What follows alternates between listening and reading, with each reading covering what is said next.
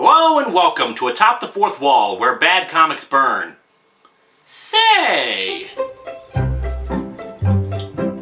It's Miller time!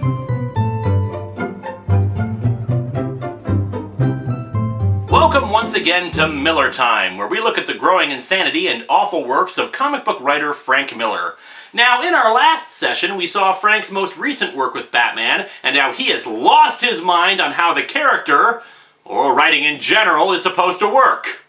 After seeing some of those script excerpts, you're probably wondering how in the hell Frank Miller could possibly have gotten away with this nonsense. But like I said before, Frank Miller has had a history of really great stories, so let's talk for a moment about The Dark Knight Returns. Bear in mind that before the mid-1980s, the popular consciousness of Batman was shaped by the Adam West TV series.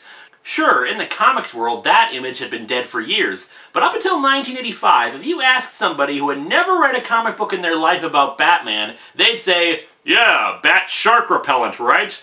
Hand me down the shark repellent bat spray! But in 1985, Frank Miller wrote The Dark Knight Returns. In preparation for this review, I reread The Dark Knight Returns, and it's still pretty damn good.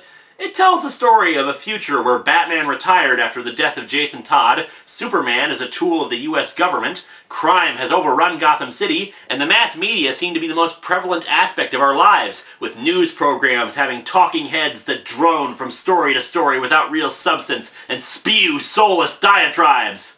But that'd never happen in today's society, right?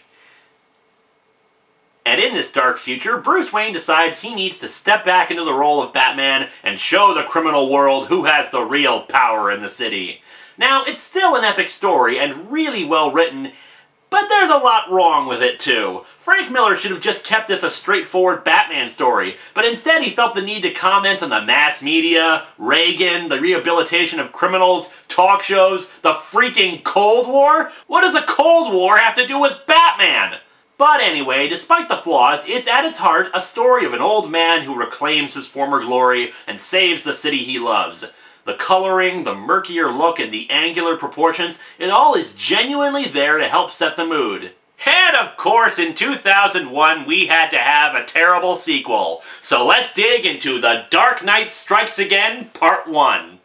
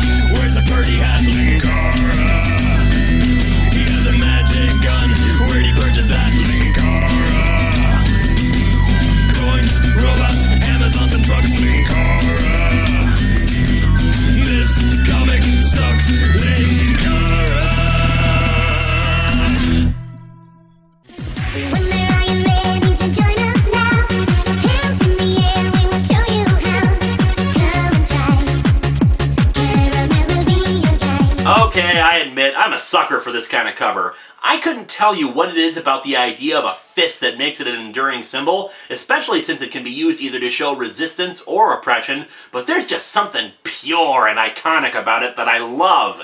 Made better is that it's Batman, baby! You don't get more iconic than that! Hey kids, spoilers! Batman doesn't even really appear in this thing until the very end of it! And this thing's supposed to be about him! Also, for some reason this comic's abbreviation is DK2. Well, what's wrong with DKSA? It's not like the original was just called Dark Knight. If you wanted to point out that it's a sequel to The Dark Knight Returns, then it'd be TDKR2. Otherwise, it just looks like you're talking about Donkey Kong. Anyway, on to the actual book. By the by, if you're expecting a rage-filled review of this with lots of shouting bits, you're probably going to be a bit disappointed. Today, we're putting on our brainy specs and doing analysis, like I was a real reviewer instead of some loser who does video reviews of comic books on the internet. We open to Batman's narration over a series of news footage, including Sinead O'Connor as a newswoman, someone mildly resembling George W. Bush, a pair of lips, and a middle-aged Jimmy Olsen. Goody! Jimmy Olsen! I can't wait for the romance subplot involving a bug lady. Basically, the Bush stand-in, President Rickard, is giving the State of the Union while Jimmy Olsen rebuts every statement. Basically, we have the comic book equivalent of a mainstream news channel combined with friggin' C-SPAN. You know, if I wanted to watch Keith Olbermann, though I can't imagine why I'd ever want to, I'd watch Keith Olbermann. I really don't need this kind of thing in my superhero escapism. This is something you're going to have to get used to in this comic, by the way. Like I said earlier, in The Dark Knight Returns, Miller had lots of satire of the mass media in place, but while I personally felt it was distracting and unnecessary, it did help to paint a picture of the kind of culture Batman was returning to. The satire took a backseat to the plot. But in this comic, it's the opposite. Much of the plot takes a backseat to the satire. Why, here's a spiffy example. There's an advertisement for banking services that uses lots of sexual innuendo and a naked woman covered up by dollar bills. Ha! Isn't it just so true how many investment firms use sex to sell their services? Wait, what? And in a rare case of art imitating art, that awesome iconic fist from the cover has been turned upside down, like any hope of this being truly awesome is plummeting downwards. What happened to them? Where are they? Where are our heroes? So, in other words,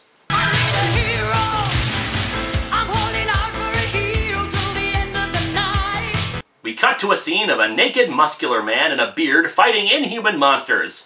Ah, nuts. Steve! Frank's been writing 300 again! Did he get his pills?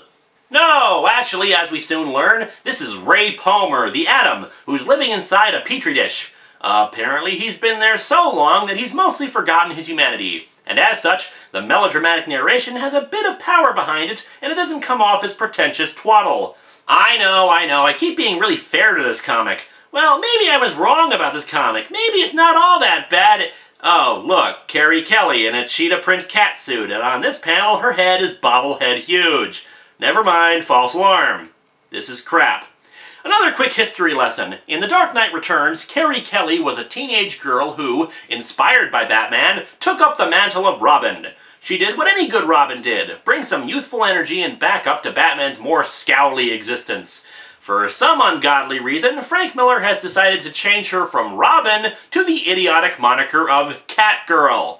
Which, knowing anime, you'd think would at least give us something nice to look at, or at least the heterosexual males in the audience, but just look at this! Even though she's only 16 years old, Carrie's got massive collagen injections into her lips and huge ridiculous ears. Now, purportedly, she became Catgirl to honor Selena Kyle's memory, but I don't remember Catwoman ever running around looking like Chester Cheetah. And to compound the crappy artwork, we also barely have any backgrounds. Not that I think they'd be drawn any better, but that's something else you should get used to in this mess. As the alarm sounds, Ray Palmer shrinks down to a more manageable size, and Carrie, since I refuse to call her Catgirl, commands her shoes, "Chucks, give me wheels!" So in other words, go go gadget Chuck Taylors! Stop it! Don't think like a loser. You are not toast. Kid, you're not even a waffle. Several guards dressed in silly postal worker hats chase after the two, and we see the first signs of the Torgo syndrome we'd see in All-Star Batman and Robin. Though, again, in the interest of fairness, this actually makes sense, since she's in a stressful situation and she's a teenage girl unsure of herself, as opposed to Vicky Vale figuring out how best to push up her boobs to attract Bruce Wayne. Oh, just to confound this nonsense, Carrie tells Ray to shrink down to aspirin size and actually tosses him in her mouth. Wow, that's like 6 different kinds of gross.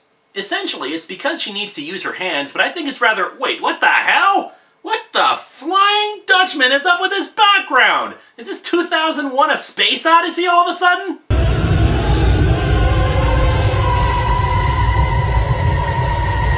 So she apparently leaps off a building, not that I could tell with the lack of backgrounds, and accidentally swallows Ray, forcing her to hurl. How charming. As the news comments on this in hilarious satire, we learn that the USA is under martial law and that the government is blaming foreign powers for taking Palmer. Well, of course they don't say that it was Ray Palmer, they say it was a biological weapon. This is gonna turn into that stupid plot cul-de-sac from the V for Vendetta movie where they said the government manufactured a terrorist plot, isn't it? Superman is quite unhappy with this news. Bruce, you maniac! You damn fool! What the hell are you doing? Oh yes, this is something we didn't get into during All-Star Batman and Robin, nor something I often comment on in comics. Weird emphasis on words. It's you! I know it's you! Nobody else could be so good at being crazy! You know, Frankie, emphasizing random words does not a talented writer make! This wasn't the deal! This wasn't the deal! What deal? At the end of Dark Knight Returns, he faked his death, you heard his heartbeat, and winked at him. When the hell did you cut a deal with him? Anywho, Superman exposits that he's been trying to negotiate for Ray Palmer's release, and because of Bruce's behavior, it continues to put people's lives at risk. Yeah, I know I'm commenting on a lot of seemingly little things, but that's the rub, isn't it? The few good parts of this comic are buried under the building tower of every tiny little thing that sucks about this book until it all topples over into a huge pile of fail. So let's get back to satire comic guest starring Batman. It's time for News in the Nude. Get it? Because news programs have women dressing more and more provocatively. Wait, what? And if you'll allow me to steal Yahtzee's bit for a minute, I'm sure there's going to be some Frank Miller fan who rolls their eyes at this and tries to tell me, Linkara, you handsome but completely inept dickweed. Miller is making commentary on the increasing amount of sexuality in the mass media, particularly the exploitation of the female form, and you should be applauding him for wanting to take on a subject giving your own feminist views. To which I respond, what the pluperfect hell does that have to do with Batman? And even if this was some sort of clever commentary, perhaps he should have disguised it behind something more plausible, because I can assure you that outside of the Playboy channel, the FCC is going to have a teensy bit of a problem with a show called News in the Nude. And what sort of commentary is it exactly? That in the future, the news programs will be so desperate for ratings that they'll put naked women out to make sexual innuendos while shouting, hey, look at my boobs? It doesn't say anything, it's just there. You want to know why there are only a few T&A comics out there these days when they seem to be a lot more prevalent in the 80s or 90s? Or why fan service shots in comics get annoyed scoffs and eye rolls from the majority of fans? I mean, besides for their pointless stupidity? It's because of the internet! We don't need to get our jollies from seeing silhouettes of naked women in our sequential art, because half a dozen artists across the web have done hardcore porn of it already! And this was made in 2001. While the internet does apparently play a part in this book, they couldn't have predicted the rise of YouTube or sites like it, or even full-scale web shows or reviews of nostalgic material or actual news programming, so clearly it's not some internet-based nude show. So if you're wondering why I've spent a minute of your time ranting about this, allow me to make it clear. Frank Miller just wanted to draw naked women! So, by the way, in 25 pages, what have we accomplished plot-wise? Well, Carrie rescued the Atom, well, whoop-de-dumbass, and oh, I guess Superman saved his shuttle, but the only point of that was to set up the News in the Nude segment, and to establish that Superman's getting weaker with age. Now, here's an actual decent scene, one of the few in this book. Carrie goes to Ray Palmer and apologizes for, you know, throwing him up. However, Ray tells her that she nevertheless did a good job accomplishing her mission and kept her cool for the most part. Ah, character development! It's easy to forget that this is the same Frank Miller that wrote, I'm the goddamn Batman! Isn't it? But enough of that, it's naked ladies time again! Once again, its only point is to establish two things. One, that an asteroid is headed towards Earth. And two, that the president is in fact a hologram, as his image distorted in front of live witnesses. And yet somehow he remains more lifelike than actual politicians. Hi-oh! This is stupid on many levels, not the least of which is that in a generation we live in, with constant news coverage that bothers to give a crap about what the president eats for breakfast, that no one would notice until this point is pretty damn silly. In part 2 we learn from interviews that plenty of people don't even care, that even if he is a hologram, he's still a good American. Did I mention that this comic was supposed to be about Batman? So who's the mad puppeteer behind the hologrammatic president? The Hunchback of Notre Dame! No, believe it or not, this troll thing is supposed to be Lex Luthor. Wow, way to undercut your own stupid satire, Frankie. Here we have another good scene as we see the faceless superhero known as the Question, originally invented by Spider-Man co-creator and Blue Beetle creator Steve Ditko. Frank Miller has returned the question to his objectivist roots and, in my humble opinion, opinion being the key word for the naysayers I'm sure to get, all the better for it. In fact, as we see this typeface of him writing about how he'll expose the lies of Luthor, bring him to justice, and right wrongs and triumph over evil, and punish him in the name of the moon, I can't help but think this would have been a better book if it had been called The Question Strikes Again. However, this scene does raise two very important questions. 1, what does this have to do with Batman? 2, what the hell does this have to do with Batman? And now we resume our actual plot. 33 pages in! In The Dark Knight Returns, Batman took over a gang of thugs by defeating their leader in combat, and now he's turned them into a full-fledged Bat Army, sending them to a power plant with Carrie as their field leader. Batman's still there, though, in not-so-full silhouetted glory. And dear Carrie, Catgirl. Ugh, I get a migraine just saying it. She's a natural. Stay sharp, my little darling. The ambiguously gay duo. Of course, it's hard to follow just what in the hell is going on since, once again, no freaking backgrounds. I know a fight scene is supposed to be frenetic and action-packed, but where in the hell is Carrie? Why is there a huge staircase to nowhere along with giant enemy crabs? Also, one of the Bat Legion is shot and he spazzes out, grabbing a gun and shooting at the enemy troops. You bastards! You bastards! Oh my god! You killed Kenny! You bastards! And now, to restore sanity, a giant fingerprint. Don't look at it! Don't look at it! It's such a crappy comic! It's about to blow! It already does. So yeah, in lieu of real backgrounds, enjoy a Photoshop effect. Also, enjoy this Photoshop effect I put together in about a half hour, give or take a few minutes. Isn't it nice to see that pretty much anyone can make it into the industry these days? So it turns out that whole thing was actually to release Barry Allen, the Flash. He's evidently been trapped by the government as a power source by putting him on a giant hamster wheel. Also, it seems that Carrie changed his outfit. Instead of the sleek red outfit, it now is completely black with bicycle shorts and short sleeves. The old design was really old. Yeah, screw you, iconography. Old stuff is old. So they all get out, and now it's time for satire again! Why, more sexed-up newscasters, while Batman's narration tells us about how they can't control information, blah, blah, blah. Now it's time for more of Superman being pissy. Yeah, it seems that before Frank Miller got into the habit of repeating his dialogue, he instead decided to repeat entire scenes. We have established that Superman is angry at bats. We have established that in the future, nude newscasting is apparently beloved by all. And we have established that the government sucks. This whole three-part story could have been condensed into 1 or 2 issues, if not for the mindless padding.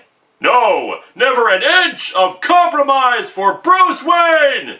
You, with no powers except your paltry human skills and your bottomless egotism! Your relentless, pitiless, unforgiving hatred for everything that isn't utterly perfect!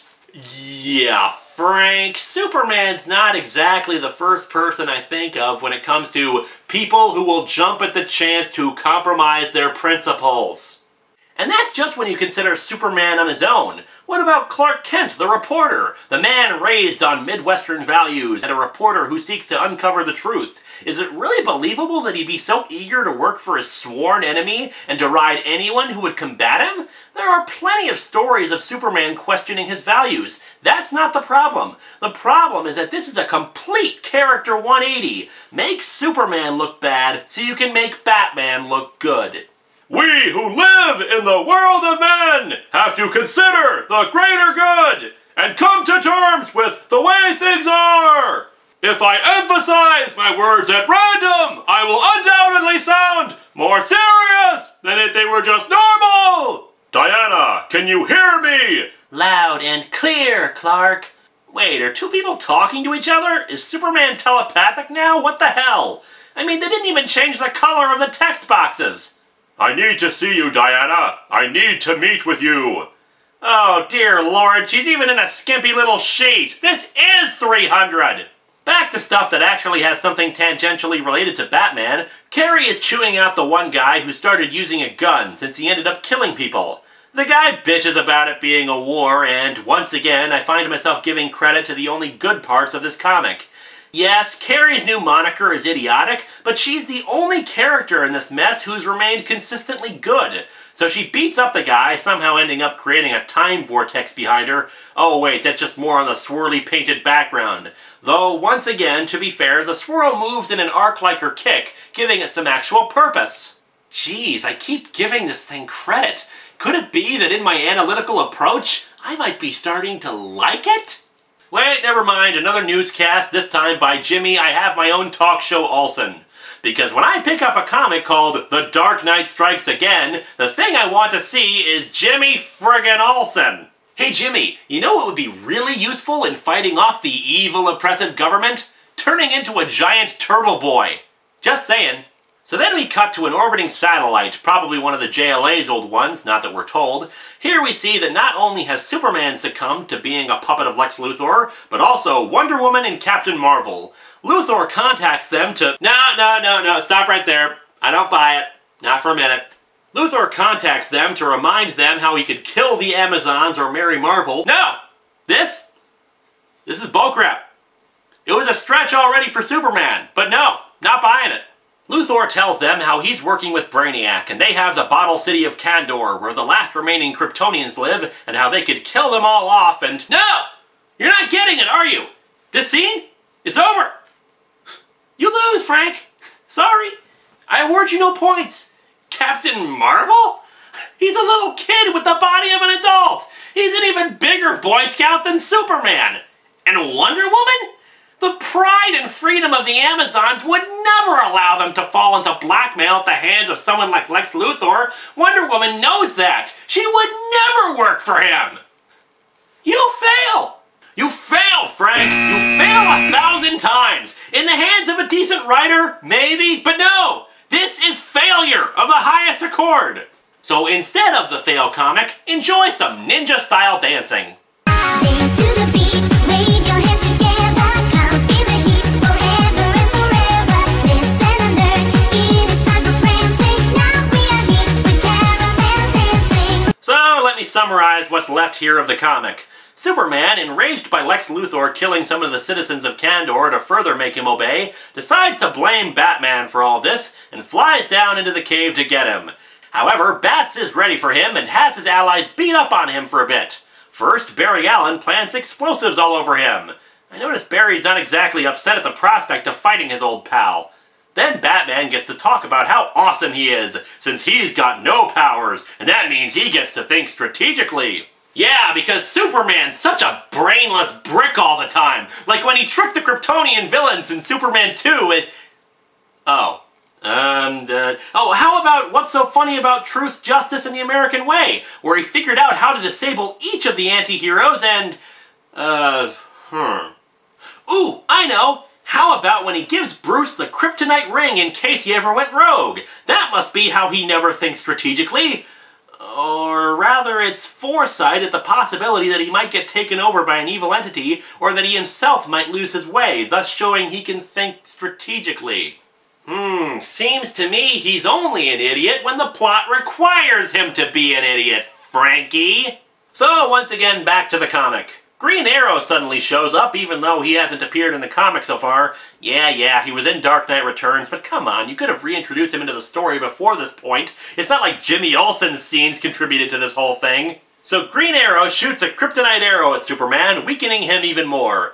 Then Ray Palmer shrinks down and knocks out Supes' equilibrium, before Batman finally arrives to knock Supes around a bit wearing the gloves that Tim Curry had on in Bimbos in Time #1. Yeah, Batman's such a pure and good hero. Look at him just wailing on a symbol of hope and goodness in the world. And so our comic mercifully ends with Batman telling Superman to get out of his cave. This comic sucks! I know it doesn't seem like it when compared to All-Star Batman and Robin, but trust me, the first issue of Dark Knight Strikes Again is just the icing on the cake. Out of 76 pages, 14 of them are either fully devoted or partly devoted to the media satire, and even among the pages devoted to the plot, there are 7 unnecessary splash pages used to pad out the comic. And speaking of padding, a lot of the scenes quite overstayed their welcome, and it was made none the better by the crappy artwork and even crappier writing. And before you ask, no, next week we're not covering part 2. I need something happy after this. Something festive.